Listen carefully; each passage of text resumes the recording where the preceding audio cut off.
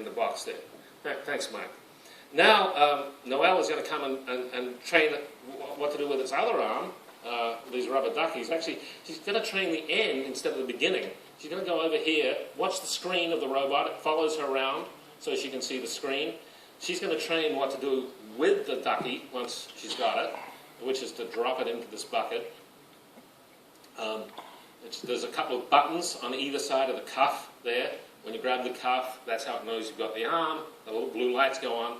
And now she's come back, and now she's training the pickup. She's doing an area search, which is what Mike just did for the pickup location there. This is the area you should look in for these objects. Now she clicked the eye icon. First she said it's conveyor. Now she clicked the eye icon. Now she's going to train the robot on what a rubber ducky looks like. And now the left arm, which is on the right of the screen, is going to pick up rubber duckies, and the right arm, which is on the left of the screen, is going to pick up these white objects. So here comes the rubber duck, and it's going to come down, try and do a pickup, but it fails, realizes it fails, retries, and grabs the duck and goes off and lets it play in the bathtub over there.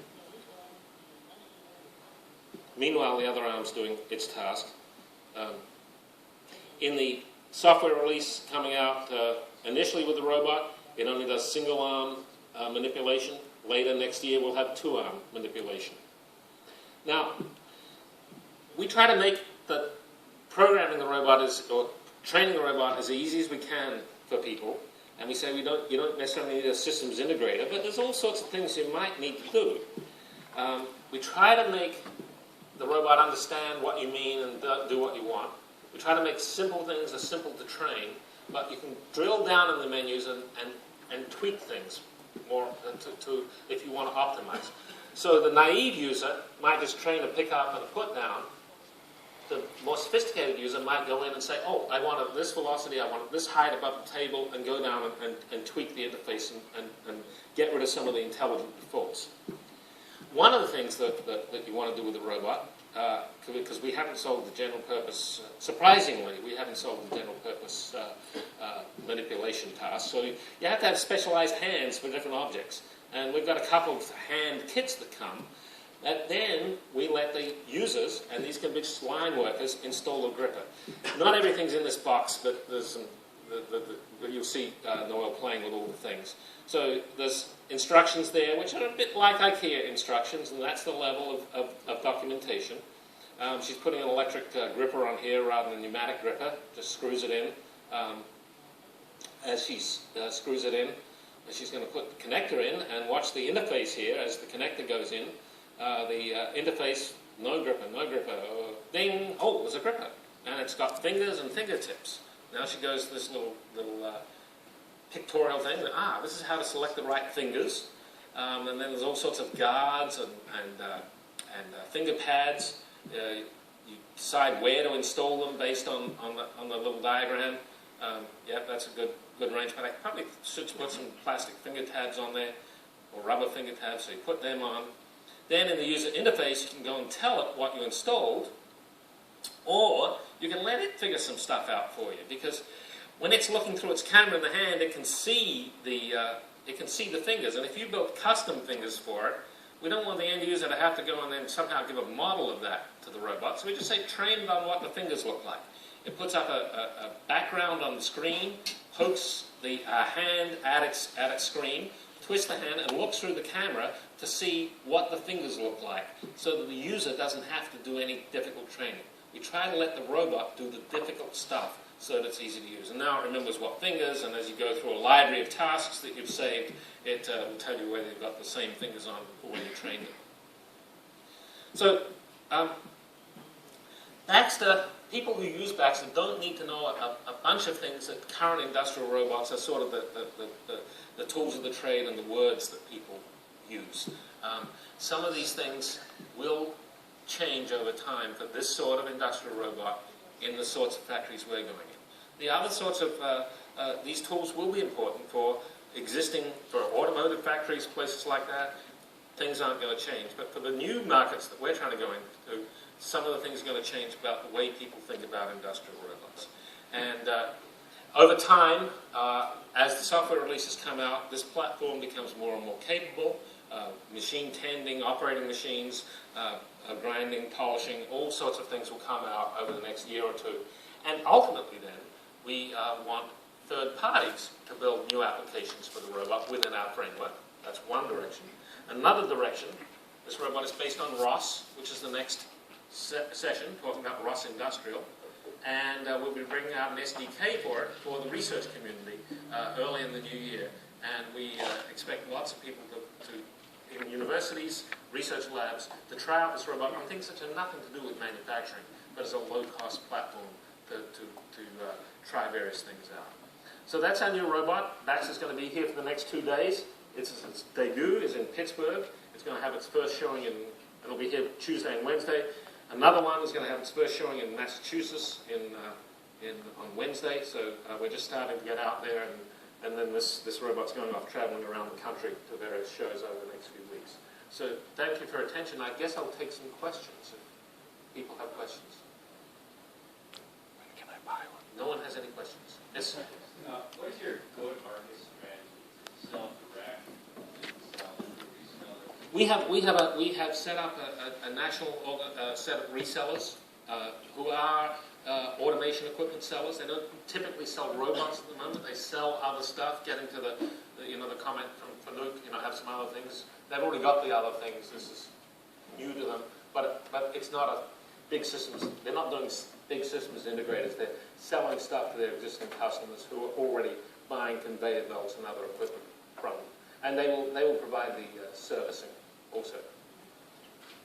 By the way, notice the robot has 2 arms.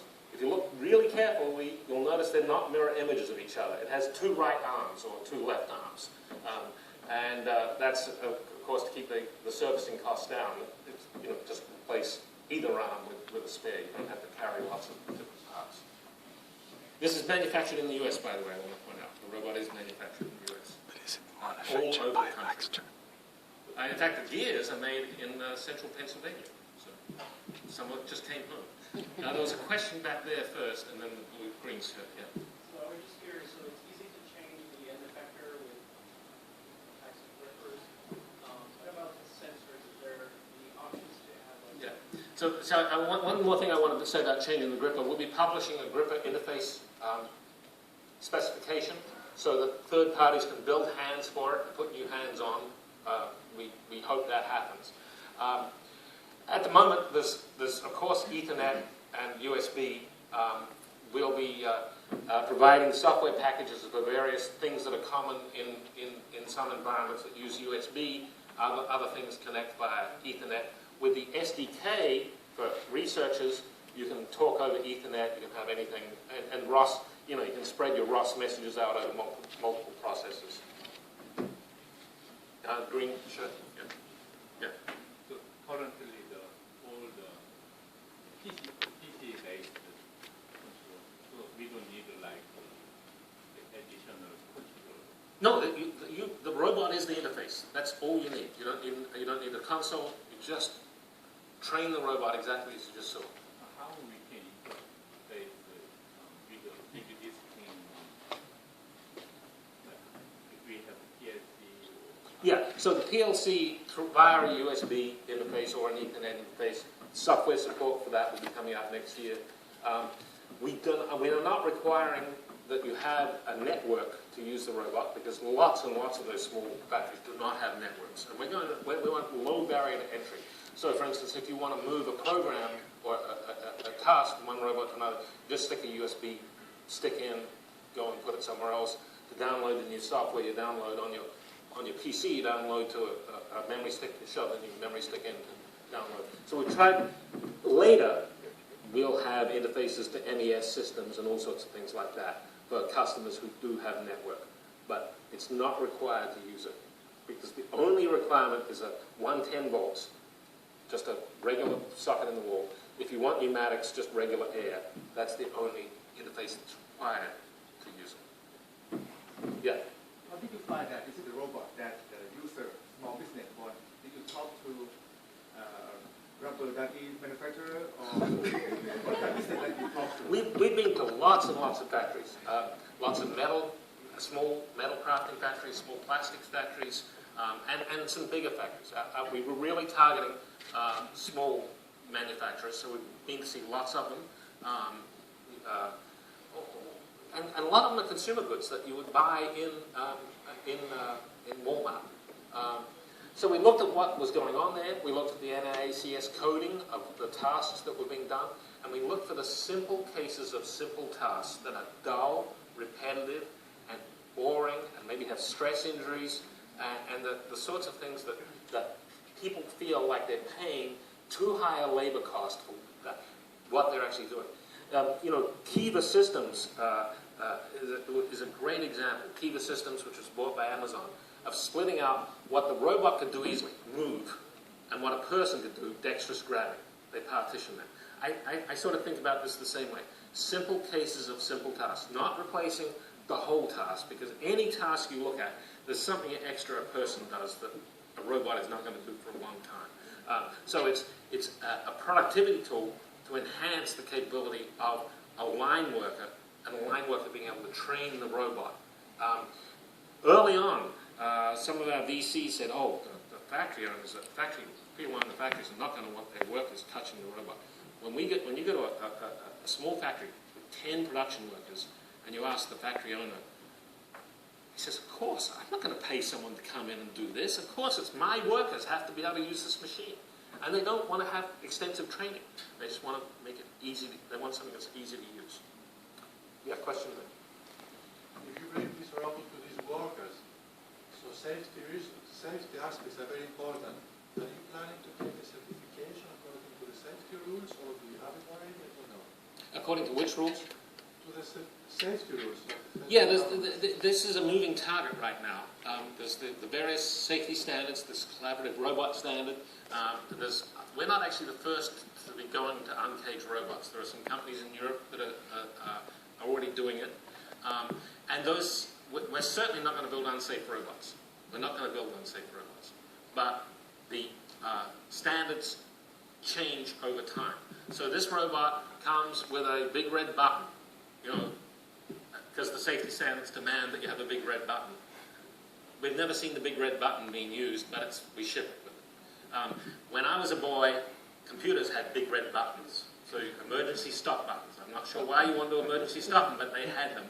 They don't have them anymore. So things will change over time. And it's working with the safety standards groups. We've had people involved in all of those. But, the players that were on stage before, KUKA, ABB, Fanuc, they're all interested in collaborative robots too. So the whole industry is thinking, how can we do this? How can we make it safe? And so that's going to be an evolving target over time. And notice, this is not like, this robot is low mass deliberately. A lot of the things we chose would bring it down to below some of the existing safety numbers out there in the design. Yeah. So when you release your SDK, what is the current processing on it? Sorry? Sorry. When you release the SDK, what is the current processing power that's on the robot right now, and will you increase it during the release for other developers? Well, with the SDK, right now the main processor is a quad-core Intel sitting in there. I think because of anyway, there's a quad-core Intel in there. As an SDK, a lot of the stuff that we have running all the time would not run for a researcher, so there's plenty of room on there. But you just plug into Ethernet, and with ROS, you can just spread it over multiple computers. It's sort of seamless. So there's. I don't think that's going to be a serious issue. If you want to run a Connect, you probably run the Connect directly on another external processor and talk Ethernet via ROS messages to communicate with the lower level processing on the robot. 1 minute. Okay, last question back there. An orange shirt. Yes, you. Can the training routines be stored, and can they be transferred from one? Yeah, I said that. You have a library on there of trained things. You plug a memory stick in and move it to another robot, and that all happens seamlessly. Absolutely. Okay, thank you very much for your attention, and visit Baxter.